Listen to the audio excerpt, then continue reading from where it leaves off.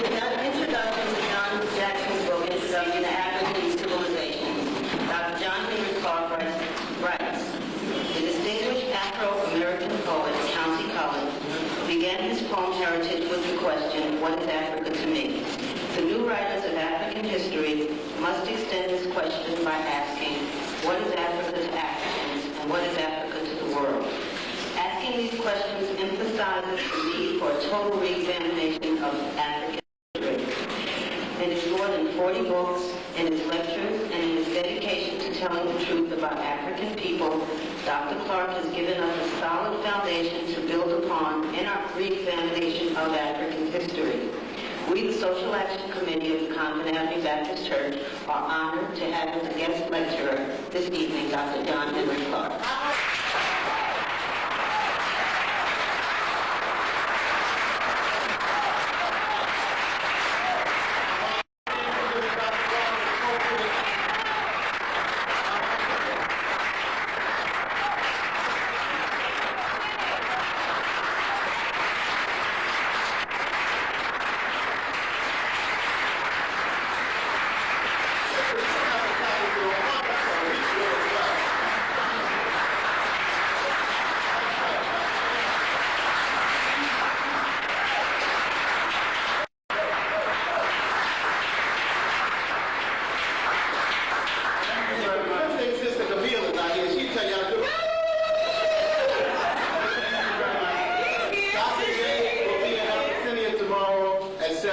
Dr. Ben will be at the City College on Thursday at 7.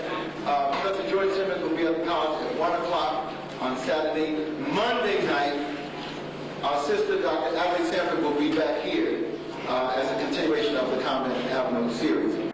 And we have Booker plugged in sometime soon. Tuesday, Bethany. And Tuesday, Bethany. at Bethany. Yeah, the fundraiser. Oh, fundraiser for Dr. J. Jenny at Bethany. Yeah. Okay, John. All right, thank you very much. We have quite a lot to do, and if we devoted a week to it, we would not have enough time. I'd like to begin the discussion concerning black women in history by saying that the fact that we are discussing her separate from black men proves that discussion is out of order and we are outside of the cultural container of our original development. If we were within the cultural container of our original development,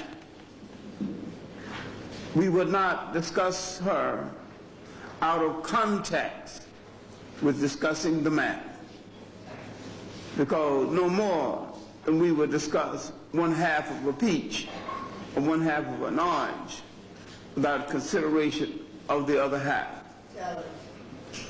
We're not talking about one thing dependent on the other thing. We're talking about something that balances the other thing and makes it whole.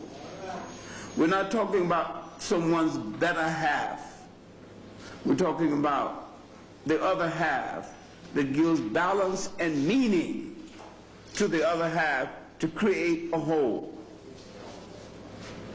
We came out of a cultural incubator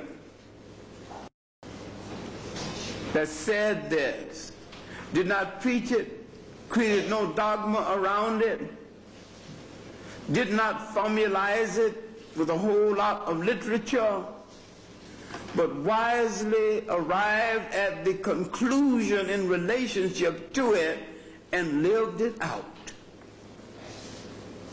Because we did not create massive literature around it, the assumption is we did not know it, but we knew it so well we did not have to proclaim it in dogma, in literature, And inasmuch as we were living it out, we understood that the role of the woman, while being different, was equal in importance. And there were times when the role of the woman and the role of the man was one and the same. There were times when we recognized the woman as the life giver. Then as the life giver, we recognize that role as being over and above something that man could do. And in turn, woman recognized the man as the planter of the seed and the carrier of the seed through which life emerged. But she fertilized the seed and nurtured it into a human being and shaped the human being. No one had to debate this. The debate over the role of women, the categories of man and woman, the creation of confusion about relationship between mother, father, mother, son, came out of Western sociology and psychiatry, mostly middle-class Jews of Central Europe. Because we do not look as well as we need to behind the history curtain, behind the slavery curtain. We forget that history is being interpreted through the lens of people who were from the beginning afraid of the woman in power. While the African was not only relaxed with her in power, permitted her to go as far as her mind could take her without feeling the slightest insecurity. But in a society of plenty, in a society where land was enough, water was enough, women was enough, he could feel secure. The European who imposed his will and created a literature containing a protracted rationale was afraid of a woman in power, and so he created for his women the same kind of rationale to justify his domination over her as he created to justify his domination over non-European women. In other words, what has happened with the European everywhere he has gone in the world is a process that can crudely be called niggerization. Having reduced most of the world to the process and the status of niggerization, he reduced his women to the same status. Now, because the African did not have to do this, he had a different attitude. And the African today, in his relationship to women, has some of the same faults as the European he's imitating. In fact, the great drawback is the African with these faults. And the one in the Western world have added to these faults by being an imitator. This is why I have repeatedly brought up a lecture I gave a few years ago, some meat-clad sorority women, on the historical origins of black teenage pregnancy. When I looked at the historical origins of black teenage pregnancy, and they came there to hear me crucify the black man, and I'd even mention one, because he had nothing to do with black teenage pregnancy historically. And there was no record of any black teenage pregnancy existing in his society before the coming of foreigners. There was no record of deserting women before the coming of foreigners. And so therefore, every foreigner that came into the society that he had fashioned engaged in a form of cultural pollution. When he gained, after this cultural pollution, the African, under the power of the foreigner, thinking that the only way to survive is to imitate the foreigner. Now, plural marriages existed in Africa honorably before the coming of the Arabs. But the plural marriages had honor and dignity to it, and they were started with honor and dignity because they lived in a society where the head of the society, or the king or the chief or whatever they called the head man, decreed that every woman would be under the protection of a house. It was man's responsibility to give her shelter and a home. And he did not have to set up a physical liaison with every single one. No man's got that much energy anyway. This is why I think Walt Chamberlain is the biggest liar who ever lived.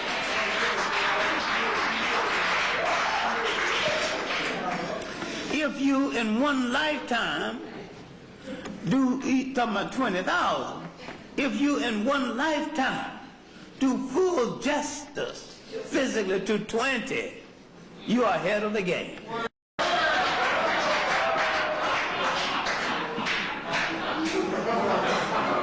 He might have met 20. He might have been alone with 20,000. How many were satisfied? Now, because man's physical relationship was something private, personal, confidential, and discreet, it was not a public matter. Dogs meeting on the street don't close doors because they are of a breed that don't give a damn. And when you begin to parade that activity as a public matter and shout in the street, you're reducing it to the same status. When two human beings to themselves, away from the crowd, negotiating only with themselves, can be a beautiful thing of human relationship and human explosion if it's done with common sense, with each, with the knowledge, the fact that this beautiful thing has its dangers, and both have to take this into consideration and be able to handle the dangers. Now what I'm trying to do is to take the present and go back to the past, because we have guided so much on Europe and the characterization of the European man and his relationship with women. We have forgotten that he is no guide, because deep inside of himself he oppresses women because he is afraid of them in a position of authority. And long before he wore a shoe or lived in a house that had a window, we had not only proven that we had no fear of her in authority, we had put her in authority and made her a god.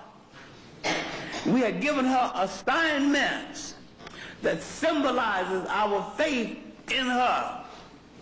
When the goddess Nut was given the assignment to take down the sun at the end of the day, put it in her stomach, and at the beginning in the morning, take it out and hang it back up again. That assignment went to a woman. You give her the assignment to light up the world. You trusted her to do that job. Otherwise, the world would be in darkness. Now, if we understand the beautiful symbols of respect that the African man had already given the woman before he became so entangled with this confused woman hater out of the icebox, then we start checking ourselves and realize the wife beater is not me. The wife deserter is not me. Those who impregnate teenagers and walk around away from them is not me. Because my culture did not produce that kind of character.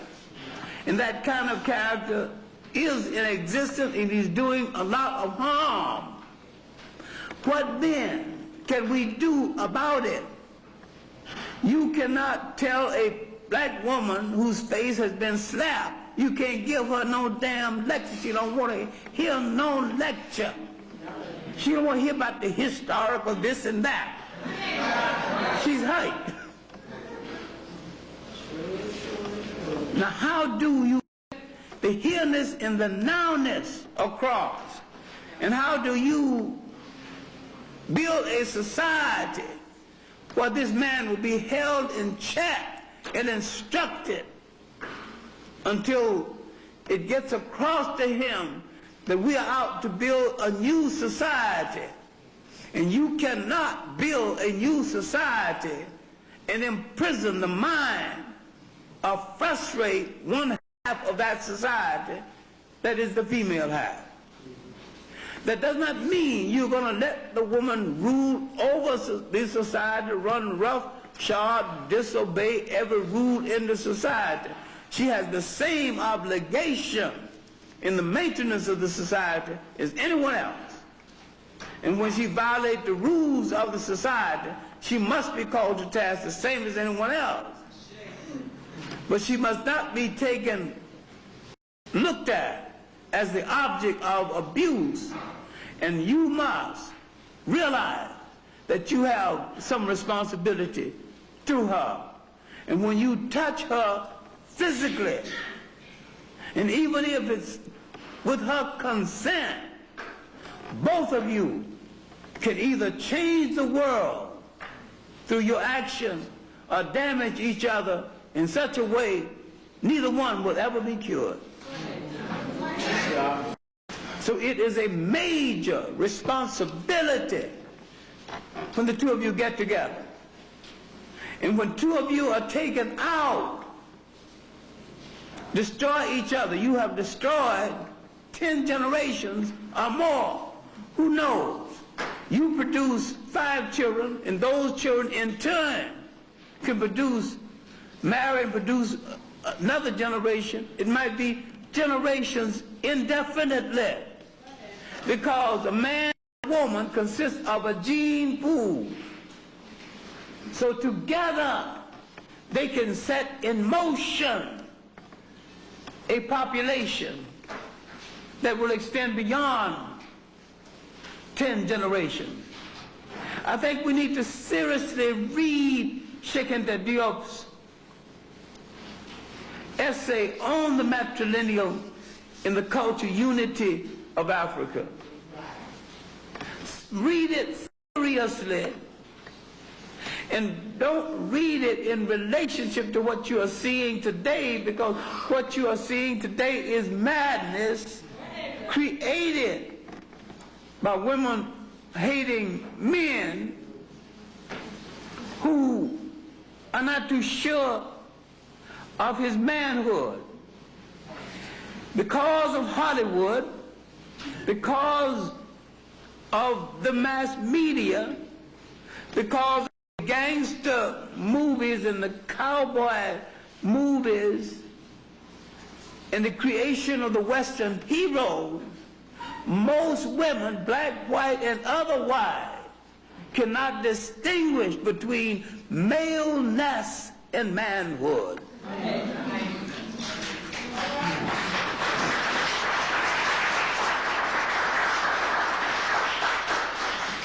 A male can excite a woman, a male.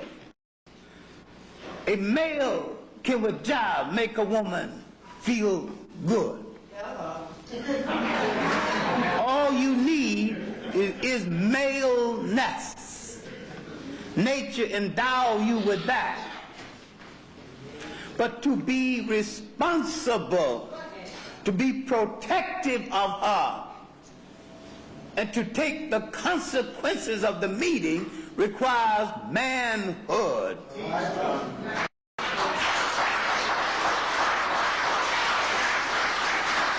And inasmuch as sometimes both men and women are confused on this item, we have to start learning something about that distinction. Now, let's go back to what the subject needs to begin, because I have often decried the fact that too many times people point to the top of the tree before they examine the roots. Now let's examine the roots. Now, the top of the tree is to make you understand that there's a whole lot out there in the branches, but the heart, the soul that keeps the tree alive are the roots that draws moisture from the earth that feeds the leaves at the top of the tree. Now, when we look at the beginning of organized societies in Africa. Now, what is an unorganized society? A society is unorganized when it has no direction, no order, no set procedure. But once we pick it up at the point of organization, we see the beginning of a structure that will lead to the family. We see them coming together based on kinship, based on regions, based on bloodlines, based on regional groupings. And we see now the village, a cluster of villages coming together for protection. But we see an evolution of something in Africa that did not take place in Europe. And this is why there is permanent damage done to the female psyche in Europe, and the permanent damage done to the African psyche away from home. I'm saying that taking the African out of the cultural incubator of his creation did permanent damage. And what we're trying to do is to get back to that incubator. You don't have to get back to it physically. If you could just get back to it mentally, psychologically. You don't have to physically go back to Africa, although it's a good idea if you did. But to feel relaxed. One summer, I took a group to Africa, and at the end of the summer, I set them down. I said, you notice all the children are smiling? No children are fighting each other, pulling over, pulling at anything. No child is stalking away, angry because some child mistreated them. And they are poor. And why are they smiling? They are in the cultural incubation of that creation. They know the things around there. They know the food around there. They know the people around there. They know every parent is a parent. They do not feel out of place and lonely. They never heard of an orphanage and never will until some foreign fools start in their societies and killing off the mothers and the fathers and the relatives, cutting off one from the other. Then I asked the group, all summer, have you ever heard the word MF? No one slandered no one. People disagreeing, people having fierce arguments, but not the same kind you've been hearing. They're in the culture that produced them. When you take a people out of the culture that originally produced them, they become imitators of an alien culture, and they turn on themselves. What would those young men who are shooting at each other be doing at this age in Africa? In a properly run African society, they would be preparing for the responsibility of manhood. We're preparing for the take on a wife, to preparing to support a home. Someone would be an apprenticeship to their uncles, learning a trade. Some would be already in the marketplace, wheeling and dealing. But they wouldn't be shooting at each other because they wouldn't be angry with each other. You know, these over here are shooting at each other because they are afraid to take on their real enemy, which is not themselves. Because the worst thing they heard said was said about people who look like them, and the God that hangs in their church looks like the cop, looks like the judge. The society creates a fear in him, and he won't launch a knife into the heart of a cop because the cop is the same color of the Christ in his church. And so therefore, religion at this point becomes a form of his imprisonment. But before he came in contact with these people, before he understood anything about those societies, Africans had already created an enduring society that had no word for jail because no one had ever gone to one.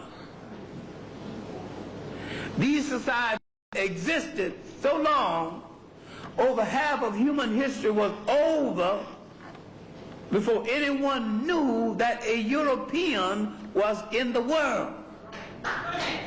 The propaganda of Europe was so strong and effective, they would take out of your historical memory the time when you were ruling the state all by yourself without starting World War I or otherwise, without starting any wars comparable to the wars the Europeans have had among themselves.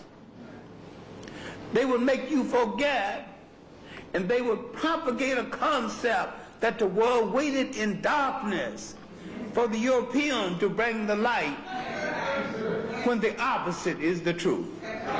Everywhere he went in the world, he put out the light. The world would be better had Christopher Columbus and those thugs left the people in the West Indies alone.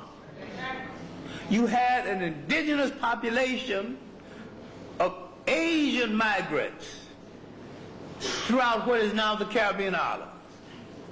Different islands, flourishing civilization. The same thing is true of South America. South America, North America, people, different nations, mistakenly called Indians. These people had names, and throughout this whole area. So the European did no favor, and Christopher Columbus discovered nothing, and yet they were so convincing in their propaganda. After he destroyed these people, the African was brought to replace them as the labor supply. Now, further contradiction, a friend and a colleague is head of the commission to celebrate Christopher Columbus's discovery. And he's not one of these almost white Jamaicans either. He ain't no brown Jamaican either.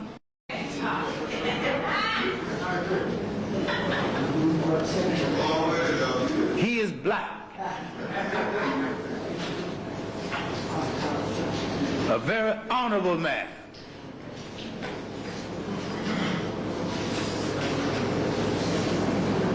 Been accommodated by the Queen, called the Honorable. When we were leaving Senegal a few years ago, and white people waiting in line to get their tickets, very impatient, think they can't get on the plane.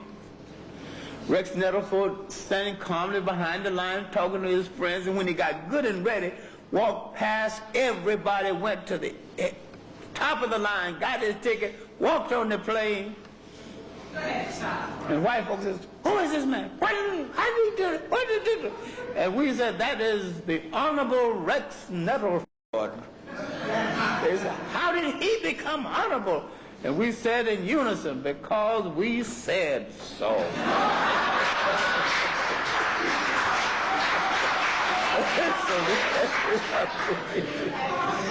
It is high time we knight people ourselves if we want them knight. He's honorable because we say so. That's the end of that. But I still can't understand my dear friend and colleague be head of this damn commission to celebrate Columbus. Let's get back to the lecture. I don't know. I don't understand Jamaica anyway.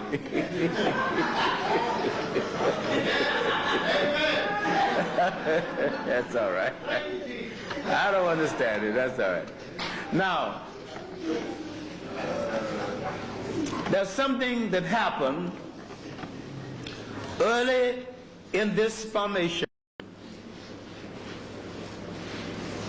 that gave the African woman not only an edge, but her early participation in these societies gave her some recognition in the society over and above that which other women got in their societies. Because she was the forerunner in the domestication of plant life and animal life, and because she would go to the forests and find out what leaves and what oils, what herbs could cure a man and sustain him, he became rather dependent on her.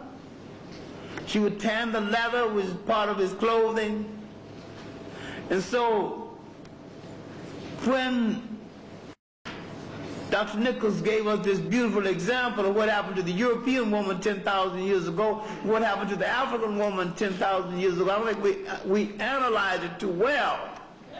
Because 10,000 years ago, if the European woman, if her man tells her to get out, she has to cop a plea.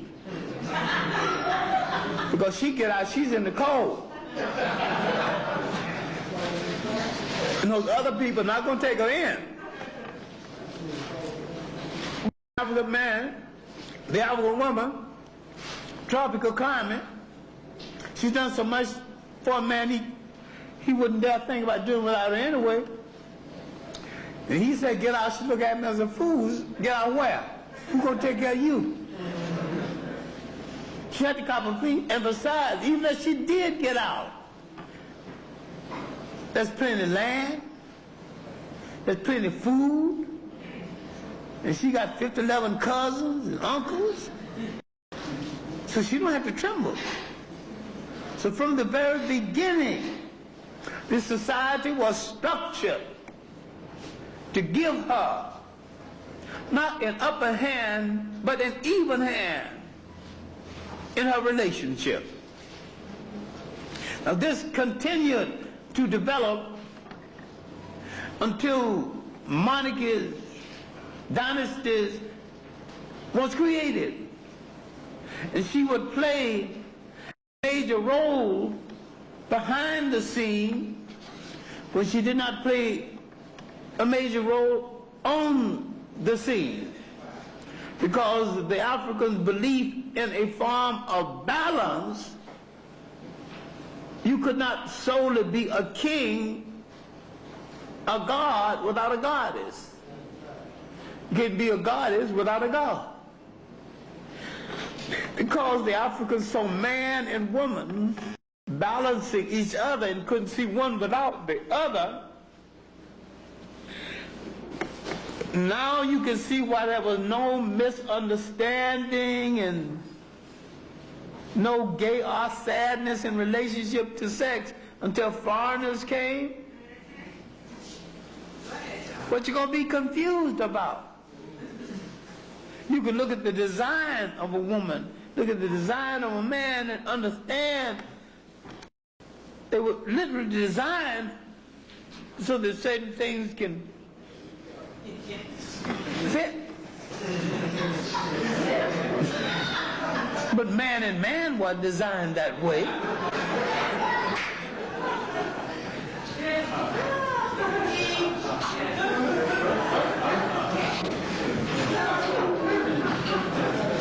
So when some people from Western Asia, what you call the Middle East or Western Asia,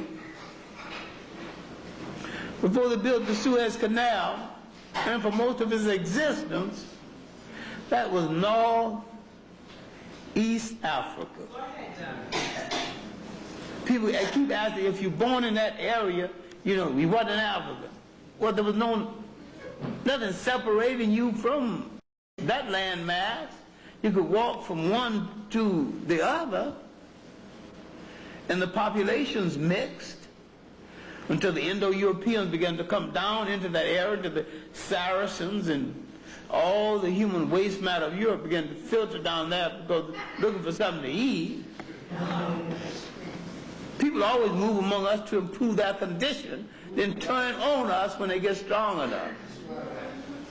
We feed them now. Once you get their belly full, they don't want just the food. They don't want just the shelter. They want everything now. And what I'm saying is that with the making of the dynastic period, the woman began to play a role behind the scene and many times on the scene. It was really not until the 18th dynasty, last part of the 17th, but in the 18th dynasty, she began to emerge as a figure of state. While in the 18th dynasty we have dealt with Hatshepsut, we have not dealt with almost Nefertari, who was an able queen and an able handler of power. Take into consideration, Europe has produced two great female handlers of power. You don't have to like either one of them because neither one of them were likable. Queen Elizabeth I of England and Margaret Thatcher.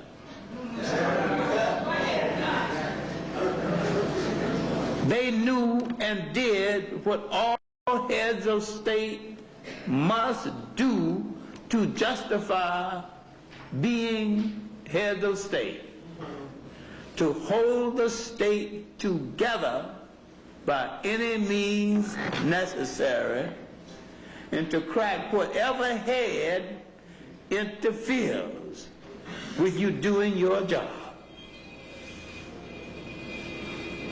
Elizabeth had to cut off the head of her ace lover, and all she asked for was an apology. He thought he couldn't obey a petticoat, and off went his head. Now, my point is, in looking at this 18th dynasty, almost Nefertari, but look at Hatshepsut on her way to head a state, hanging around her father, Thutmose I, learning the basics. He's wounded in the wall that drove out the foreign rulers and the Hebrews. I'm using a word wrongly now because there are people in Hebrew faith of every color under the sun, and the European who claims monopoly over the faith might be a minority within the faith. But they claim monopoly over it anyway. There's no proof that Abraham and his flock belonged to this faith before they came into Egypt. And so if they left Egypt with the faith, left Egypt with the language, left Egypt with the culture, Egypt was the training ground and the proving ground of all that we know as Hebrew culture and Jewish culture. Now, Hatshepsut, on her way to power, was the messenger for her father, who said, after me, this girl should be trained to be Pharaoh, not queen. She had her supporters in court, and he had his. His wasn't as strong as he thought it was, so when he died, and she married Thutmose II, who didn't treat her so well, and she did not forget it. And after his death, she had to deal with Thutmose III. It was technically his turn to come to power. And when her support proved stronger than his, and he was young in the first place, so she had his head shaved and sent him to the temple and might teach him how to pray. But during the years of her reign, 21 or 31, depending on what book you're reading, she sent him on errands. She sent him to observe different things. And when she died mysteriously, and he came to power, thanks to her training, He was one of the greatest pharaohs Egypt ever had. A warrior of the first class, conquering all of Western Asia, now mistakenly called the Middle East, consolidating the land to the south. And yet her name stands out as the first great female ruler in history where we have a good record. The records on Amos Nefertari is not that good. The records of the other great female warriors are sporadic and not that good. They could have been better, but we're talking about the records now. What did Hatshepsut do?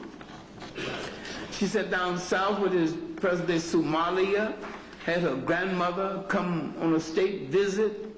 The men of that day drew the picture, drew the grandmother sitting in state on deck. So we no question about it. So she came from the south. What was Grandma doing way down in the south? Grandma lived there. Well, that's where the relatives started from.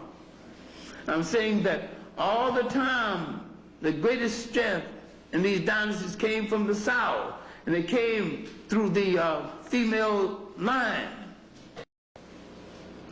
Now, after Hatshepsut passing, she had instituted certain things that we still enjoy. She sent emissaries to a place called Kameh, now called India. She started trade between West Coast, the East Coast of Africa, and China, and this trade lasted 1,000 years, was broken off, started again, and lasted another 1,000 years. It wasn't broken off until the 1600s AD. We have evidence of this. She was interested in all forms of plant life, the different birds in the south, had them brought up to Egypt. She was interested in peopling of the labor supply, interested in the peopling of the south. She came from the south. Egypt had been on the great turmoil. Each time Egypt was rescued by a force from the south. Now, after her passing, another queen, Queen Tai, would give birth to a sickly boy who didn't really want to be a pharaoh, Amenhotep IV. But what we have to remember now is, let's focus on the mother, Queen Tai. I've got myself into a lot of trouble by saying that Queen Tai, because her picture is so famous. She got that universal pouting mouth that you can see all over the African world sometimes. Ain't nobody can pout like a black woman when she want to pout. It's a work of art. She can send you all kinds of messages without saying a word. Just sit that lip a certain way and that eye a certain way, and that's a telegram. And you're going to get it too, one way or the other. Queen Tai, looking at her son, trying to bring a new force to Egypt, trying to bring a new concept to Egypt, getting rid of the corrupt priesthood of that day. And she didn't agree with this new religion, or the new interpretation of it. And when some of the people thinking they could solicit her against her son, came to her and she let it be known that she did not agree with her son's religion. She did not agree with the rapid way he was changing Egypt. But she let it be known, I am his mother. He is flesh of my flesh, blood of my blood. And if you touch this precious fruit of my womb, I bring all the forces of heaven and hell down upon you. That was a mother. I personally have disagreements, but I will not join you in harming him in any way, because I'm his mother. But as his mother, I have a right to criticize him. I have a right to disagree with him. So I disagree as a mother. You disagree as an enemy. And she made a, there's a clear distinction. I will not join his enemies. And she did not. Maybe of the three great women of that 18th dynasty, she's the most neglected, overshadowed by Hatshepsut, overshadowed again by a half-Asian woman called Nefertiti, who we probably haven't seen anyway, because the picture you know of Nefertiti is a Greek fake. There's no definite proof that she was Asian. The assumption is she's Asian. Now, the point here is that the woman was playing a major role as the head of state. Nefertiti did serve in partnership with her husband. Her husband, Akhenaten Amenhotep IV, he was homely by almost any standards.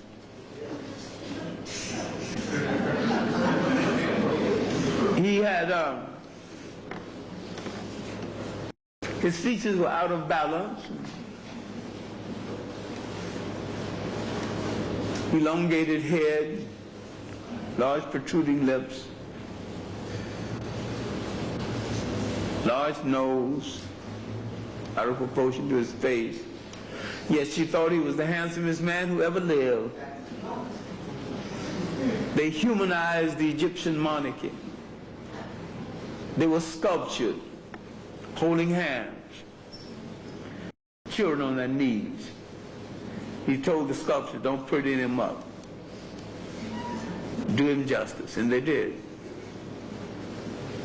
She mysteriously disappeared, but he left his mark, and she also left her mark because she played a major role with this king who believed in peace so much he would not crush a flower.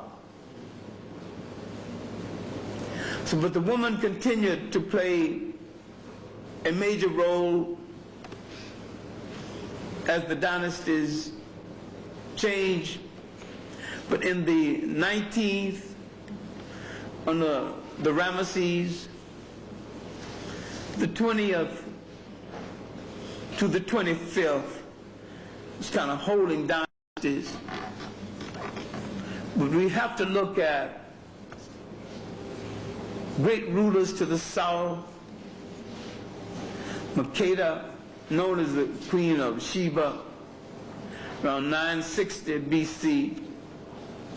There's a whole lot of nonsense about who Queen of Sheba was, mainly because the biblical version is the one you read, and that's Jewish folklore is mixed up in it.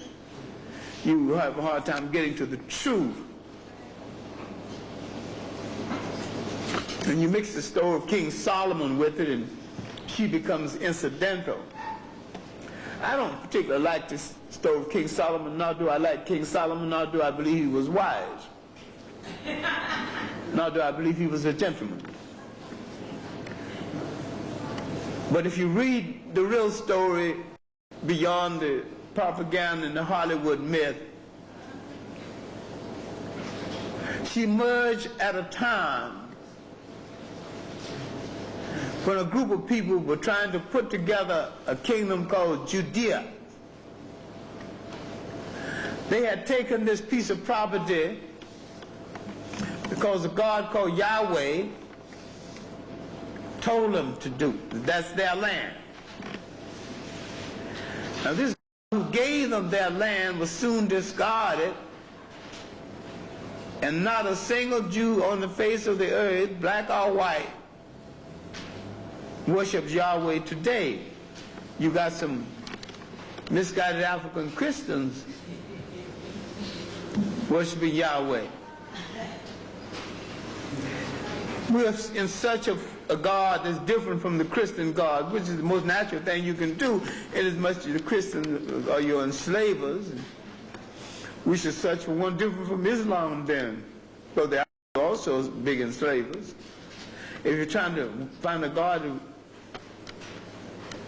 where the people are not your enslavers, then you wouldn't belong to any form of organized religion. Because all forms of organized religion has been your enslaver one way or the other, mentally or physically, but one way or the other. Let's look at Makeda just for a little while. Let's look at her without the romanticism of Cecil B. DeMille's and Hollywood. She was the queen of Sheba, but the empress of Aksum. She's the queen of one region, but there was a larger region that she still had influence over, which made her an empress. Aksum was part of present-day Ethiopia. That was her literal headquarters. Let's take the real historical reason for her visit to Solomon. Solomon had been supplied with a special kind of reddish gold from Ethiopia he was using for decorations. The Ethiopian trade commissar at the time was named Tamaran. Solomon kept giving Tamaran some wise saying instead of paying Ethiopian money. Tamaran goes to his queen and asks the queen, can you go and collect the money that's owed Ethiopia? And he said, incidentally, when you're there, check out his wisdom. The incidental becomes a part of history, and the real reason for the visit got lost. Now, Solomon invites her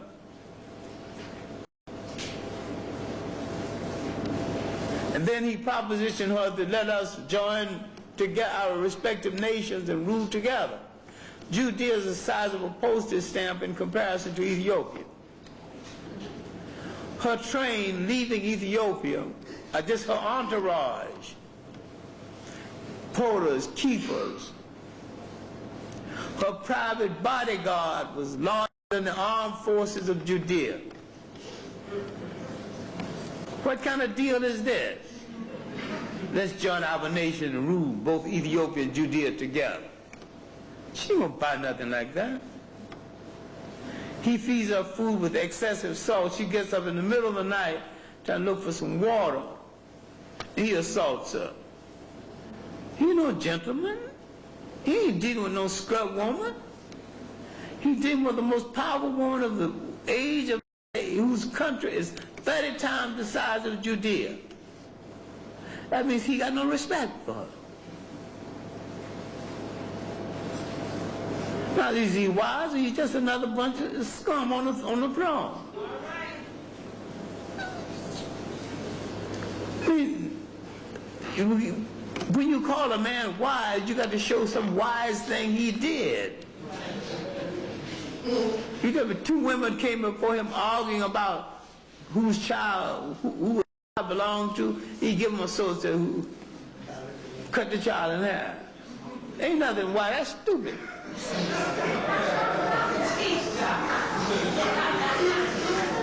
And yet you say, wise as Solomon. Wise, what made him wise?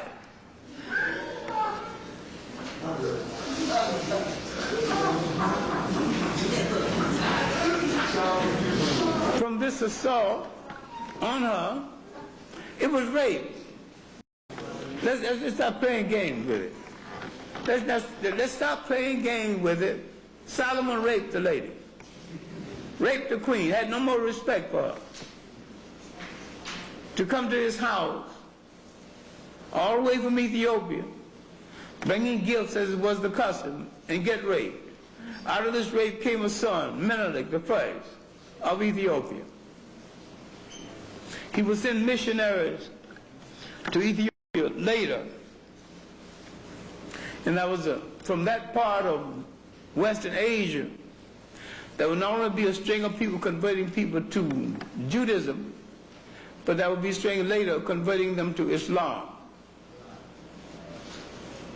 And this accounts for the Falashi, the Bet Israel, the large Ethiopian Jewish population, and the large Muslim population in Ethiopia.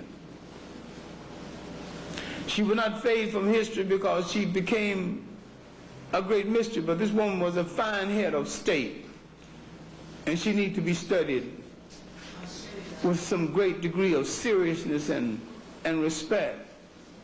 She would never have said, I'm black but comely, you daughters of Jerusalem. He wouldn't have said it either. At this juncture in history, no one boasted about color, no one apologized. Because some contemporary person is projecting something into the past that wasn't there and logically would not have been there. The finest thing you can say about the Jewish people, they are great record keepers. Another thing you must also say that they are great record changers when it comes to that convenience to do so.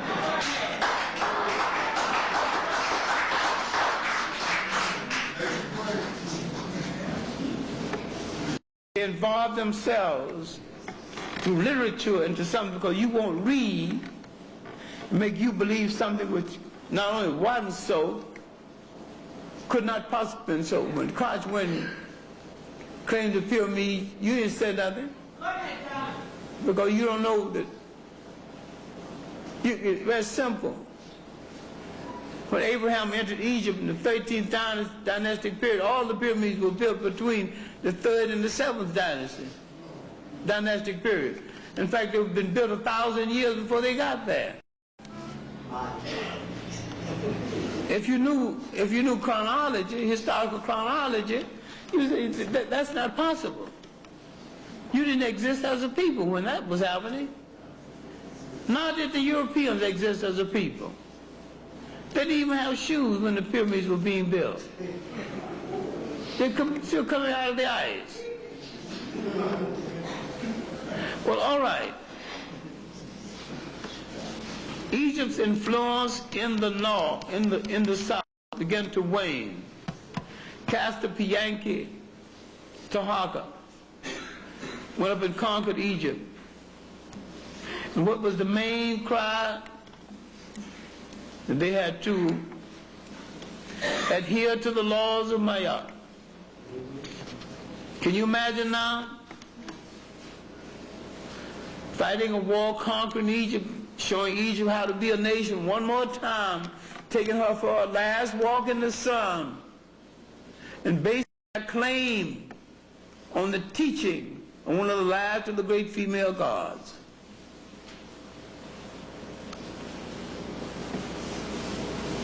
Now, after this occasion, the Assyrians came back after they pushed Taharqa to the south. The Assyrians came, now called Syrians. Disruption, culture polluters. Then the Iranians then called Persians, came 550, the Assyrians 666 BC, then the Persians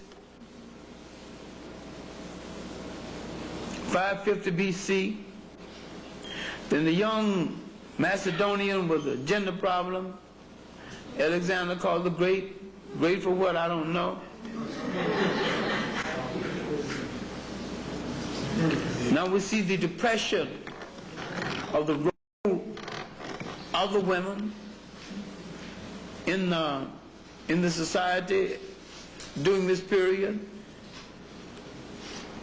After the Greek period, the Roman period, the Romans began to kill people for being Christians.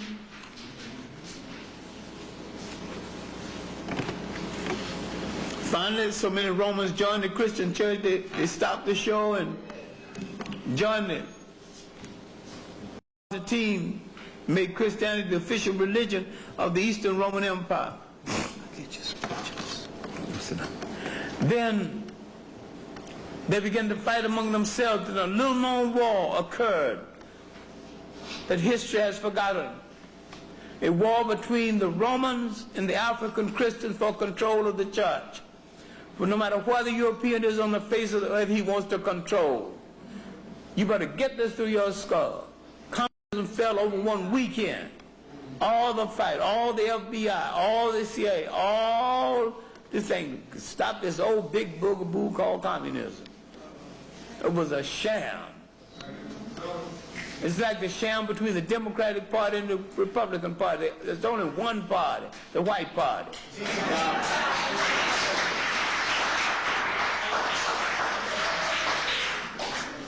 But into this, at the end of this, Africans killed in the amphitheaters of North Africa, then Romans killed in the arena at Rome. No one wrote any romantic literature about this, but they wrote the romantic literature about the arena in Rome, and Cecil B. DeMille made several spectacular movies about that. There were African gladiators killing Christians. There was Africans being killed by the gladiators. There was Africans on both sides. Color wasn't a factor of consequence in the Roman Empire. But during this early formative period of Christianity, a woman emerged in North Africa that the world has chosen to forget, Hypatia. Because she was so powerful, they paint her as a Greek. She wasn't a Greek. And I checked this out with several people, including Beatrice Lumpkin, who's a specialist on women in history, especially women in mathematics, because she's a mathematician at Malcolm X University in Chicago. And she said that no Greek woman held a position of this caliber at this time in history. She opened up an academy. Her father was a mathematician, and she opened up an academy teaching the basics of Christianity. She is the originator of what we now know as the Sunday school. There's some work on her in North African, in a book called North African Prelude. I had reason to check this out recently when writing an introduction to a book called The Arab Conquest of Egypt. Another on a short history of North Africa, and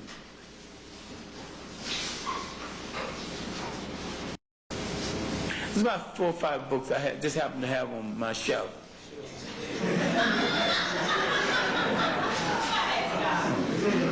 But the propaganda against her became so intense, her influence became so widespread, a Roman zealot called Peter the Reader. Why did they call him Peter the Reader? There were so very few people who could read. If you could read, you were outstanding. Led a mob into her academy killed her, raped her. They scraped the flesh from her bones, threw it in the sea, burned her cattle, and thus died Hypatia. Her life is begging for a biographer who would do it justice.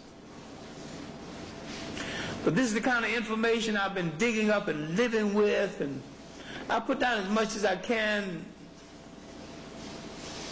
I was running like a house of fire, you know, thinking I could change the whole world before I leave.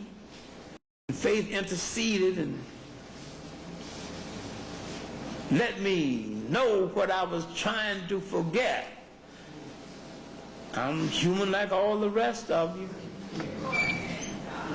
And I'm a little less than God. Although I would appreciate some of his awesome power if he could spare it. Now, in the period after the beginning of the Christian faith, I would say that Hypatia was maybe the most outstanding of the women. But the last woman of note, but not the last, are the greatest.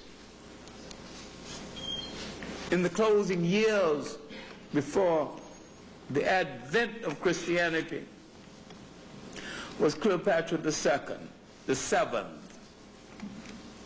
There were 8 Cleopatras now. Cleopatra Bernice, her daughter, who married a Roman, who was then ruler, is now Mauritania. Cleopatra the seventh, and everybody's arguing about it. Snowden has denounced me all over the country for saying that she was white, and she was black. I did not say that. I said up until recent times, every time someone depicted her on the stage and in the movies, it's a white actor with brown makeup and a nappy wig.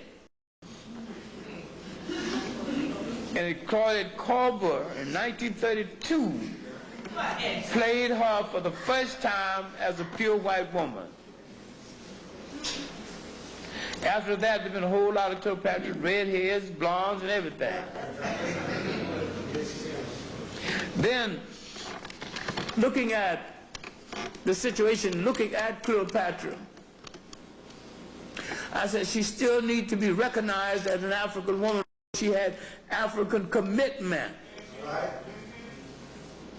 She used her charms, her political skills, to manipulate both Caesar and Mark Antony and keep the worst aspect of Roman rule from the backs of the Africans.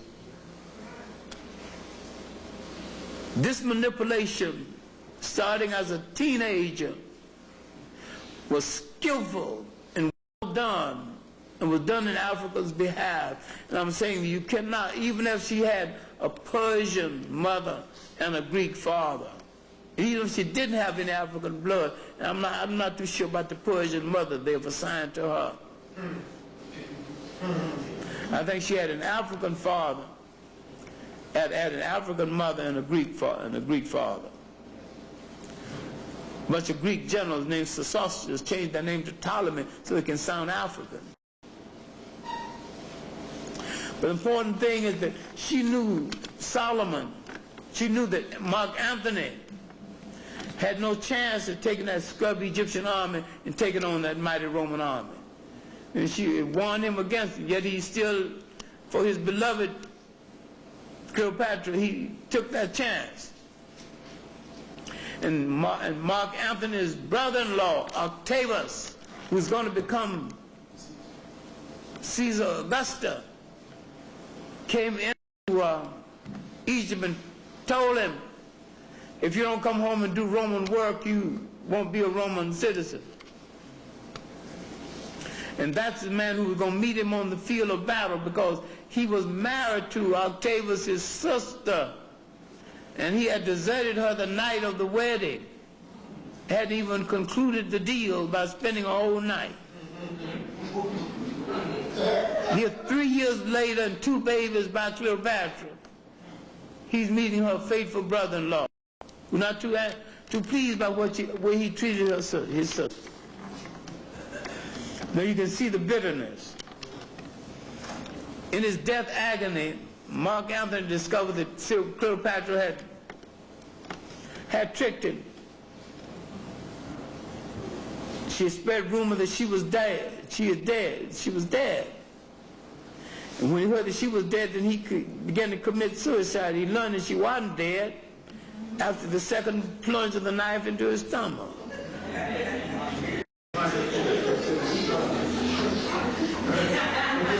Now Hollywood have her dying because she lost her beloved Anthony. You know, this woman was so powerful she could order a man like you order a sandwich.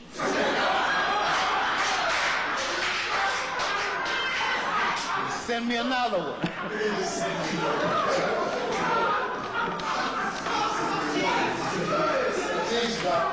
Her great love was Egypt.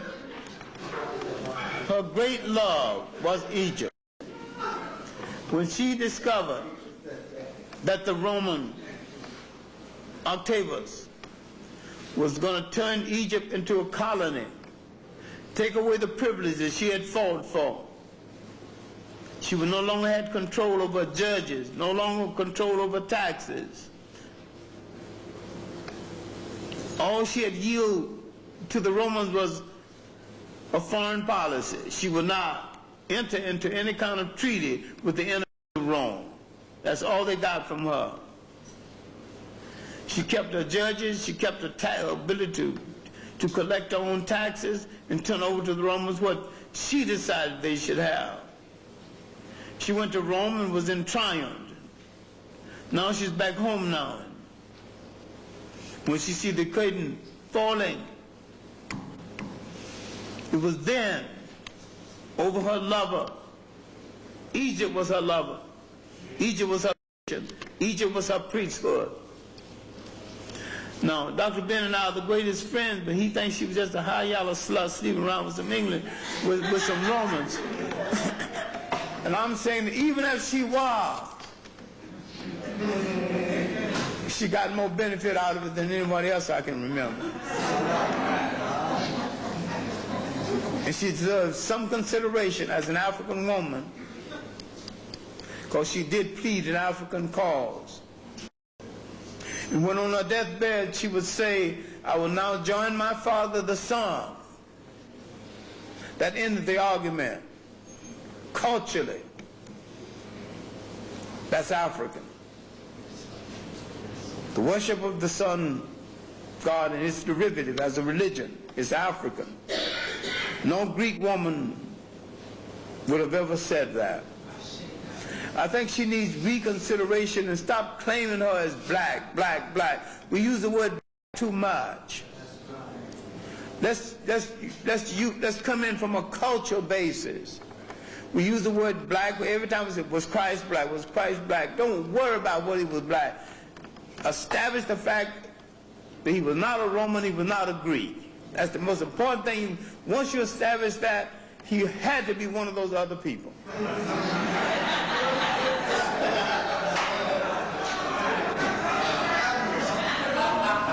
So he's non-white. If somebody else want to argue about the shade, you got other things to do. So I'm busy right now. So you look at people in that cultured incubator.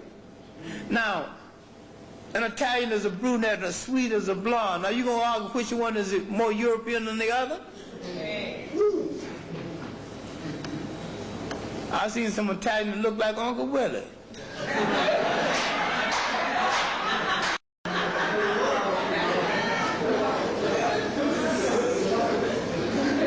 That whole Mediterranean is mixed. That's why they're the handsomest people in Europe. Got a little bit of blood in them. And that helps a lot. You know, we can tone that down, that paleness in the complexion, you know. You can wear some color. You walking around like the living dead.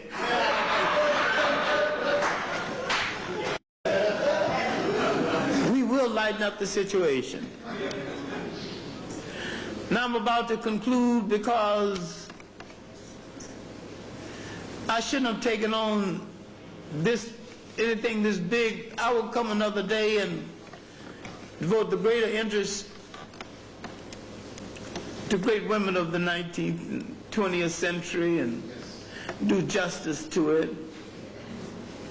But I had planned the notes in my mind. Now that I don't write anymore, I just sit and think about what I'm going to say for an hour or so, and that's my way of substituting my extensive reading, because I've already done the reading down through the years anyway.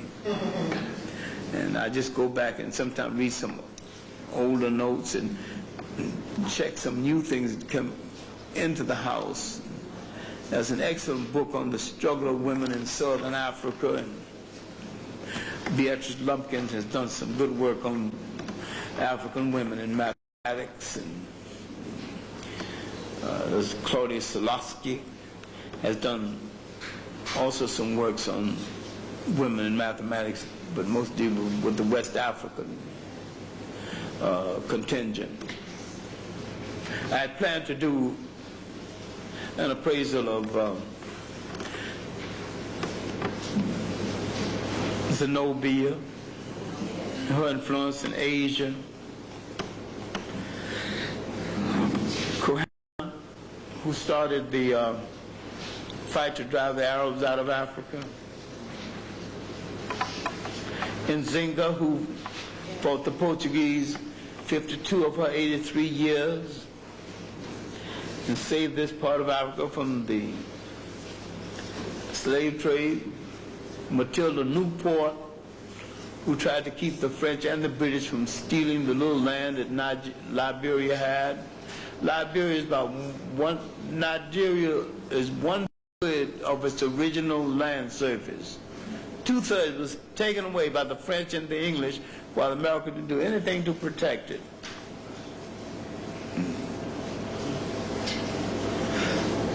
I was going to do something on the women in the Zulu Wars, and I was going to end with Yale Asante-War, who led the last Ashanti War, and deal with African women in the 20th century, especially those in the struggle in South Africa, deal with Chaka's mother, Ninda, and deal with one of the great women warriors of Africa, forgotten now, Nihanda from Zimbabwe, who fought the British so well, so many years, and was spitting in their face as they were hanging her. She was spitting in their face. Never gave up, never stopped fighting. Putting a noose on her neck, she's spitting in the face of the people trying to put a noose on her. They hung her, but they hung a good one. We have to remember all of this. All of these people of courage did not die in vain. And we must tell our children. About 3 weeks ago in Japan, going into a hall where I was going to give a banquet address, someone met me at the door.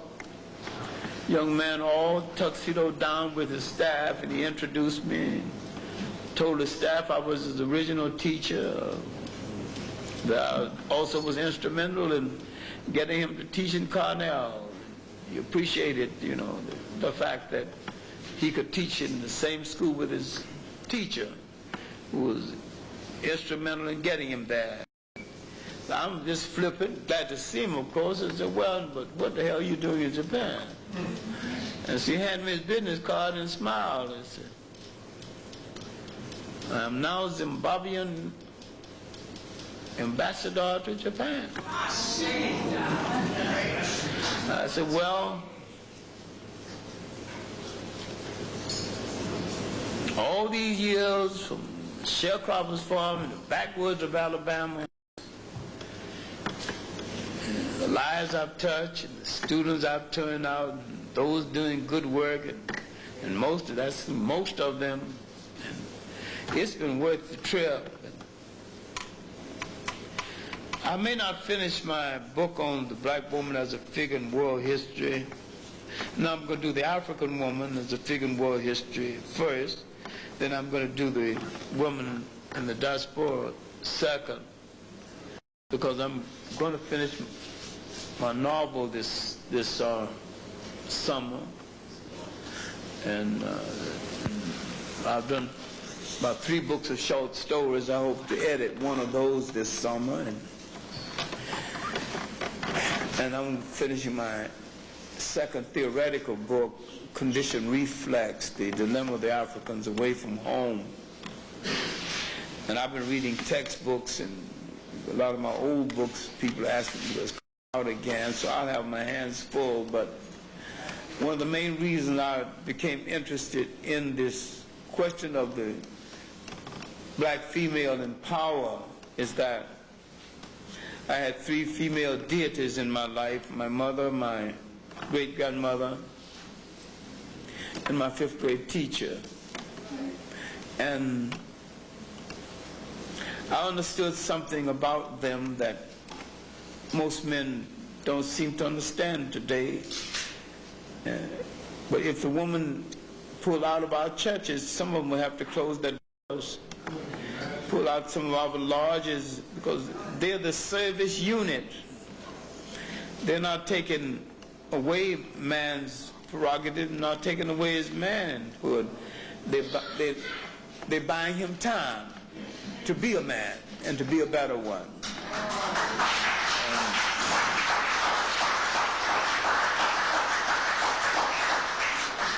I wish we could soberly solve some of our problems based on the fact that neither one of us have any place to go except toward each other. And we have no lasting partnership except with each other. And no lasting alliance except with each other. I hope I live long enough to see there be no woman problem or man problem, be the collective problem of both of us, and one will not outweigh the other, but we would affect a blend between us. And the problem is collective. The problem is neither women or man. It is a problem of bringing that family back together again. And we have done some beautiful things in cooperation, one to the other, and we gave the world its first humanity, cooperating one to the other. And we should at least entertain the idea that there's a possibility that what we've done before we can do again. So thanks for inviting me tonight.